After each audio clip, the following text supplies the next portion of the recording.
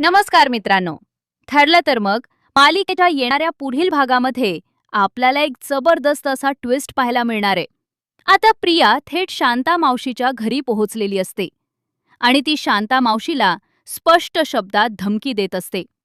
माझ्याबद्दल तोंड उघडायचा नाही. पण शांता मावशीही काही कमी नसतात.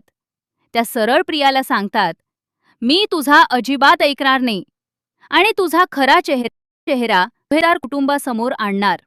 आणि इथूनच सगळं काही हाताबाहेर जातं.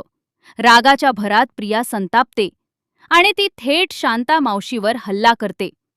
खरं तर प्रिया तिथे खून करायला आलेली नसते, पण त्या रागाच्या भरात तिच्या हातून खून होऊन जातो.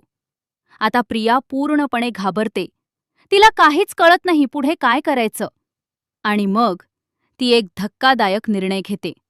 ती शांता मावशींचा मृतदेह घेऊन थेट अर्जुनच्या गाडीत ठेवते. इतकंच नाही तर तिच्या रूममध्ये असलेले रक्ताचे सगळे पुरावे ती काळजीपूर्वक पुसून टाकते. सगळं काही प्लॅनप्रमाणे परफेक्ट चाललं आहे असं प्रियाला वाटत असतं. पण इथेच येतो सर्वात मोठा ट्विस्ट. प्रिया जेव्हा मर्डर करते आणि डेड बॉडी अर्जुनच्या गाडीत ठेवते, ते सगळं कोणीतरी व्हिडिओमध्ये कैद केलेलं असतं. आता प्रश्न येतो, तो कोण आहे? तर या सगळ्या मागचा मास्टरमाइंड दुसरा तिसरा कोणी नसून अस्मिताचा नवरा सचिन. हो मित्रांनो, आता खेळ अजूनच मोठा होणार आहे. कारण एकीकडे प्रिया आणि दुसरीकडे सचिन. दोघेही काहीतरी मोठं प्लॅन करतायत.